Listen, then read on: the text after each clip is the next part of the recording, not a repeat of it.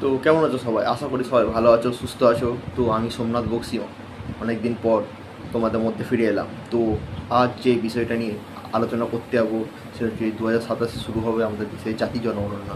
সেই জনগণনা নিয়ে আমি একটা ছোটো বিস্তারিত আলোচনা করব। তো সঙ্গে থাকুন আমার ও আপনাদের চ্যানেল আননোন কন্টেন্টে।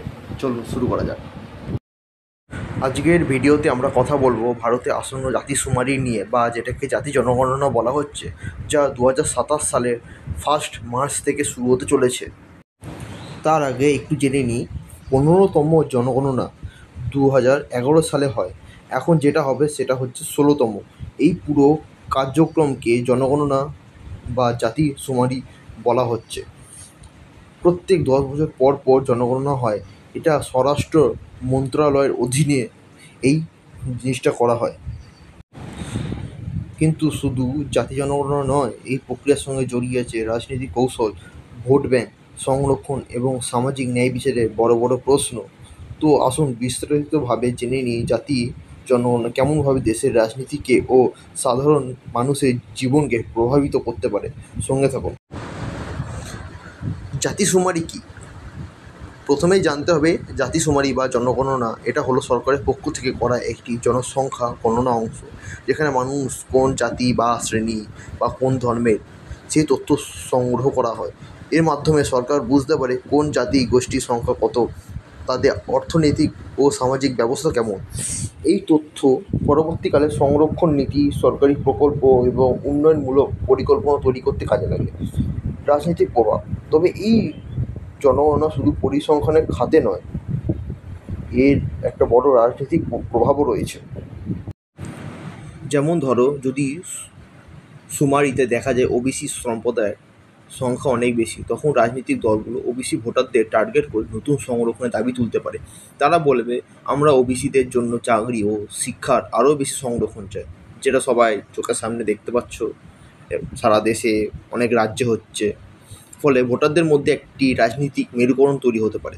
এইভাবে দলিত সম্প্রদায় বা উপজাতি সম্প্রদায়ের সংখ্যা বেশি থাকলে রাজনৈতিক দলগুলো তাদের জন্য নতুন নতুন প্রতিশ্রুতি দিতে পারে, যেমন বিনামূল্যে শিক্ষা, ভাতা, চাকরি, কোটা এসব প্রতিশ্রুতি দিয়ে ভোট টানার চেষ্টা করবে।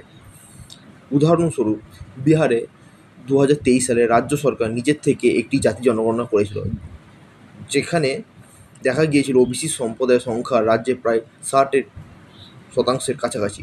এই তথ্যের ভিত্তিতে বিভিন্ন দল সংরক্ষণ বাড়ানোর দাবিতে প্রচার শুরু করেছিল। এভাবে জাতিশুমারি একদিকে সামাজিক ন্যায় বিচারের প্রশ্ন তোলে, অন্যদিকে রাজনৈতিক দলগুলো নিজেদের স্বার্থসিদ্ধির জন্য এই তথ্যকে হাতিয়ার করে তোলে।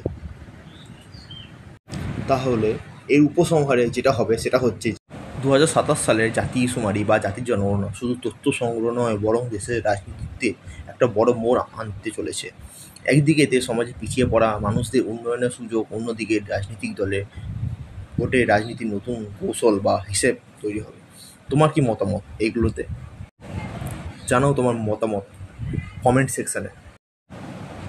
আমার যেটা নিয়ে চিন্তা হচ্ছে সেটা যে, এই জনগণনা দেশে উন্নয়নে সাহায্য করবে নাকি ভোটের রাজনীতিকে আরও বাড়িয়ে তুলবে। তো আমি এই জাতি জনগণনায় যেটা বলতে চাই যে, এই জাতি জনগণনার মধ্যে যেন যারা জেনারেল কাস্ট আছে তাদের কথা যেন ভাবা হোক। কেন কি এই জেনারেল কাস্ট যারা আছে তাদেরকেও খুব সমস্যার সম্মুখীন হতে হয়।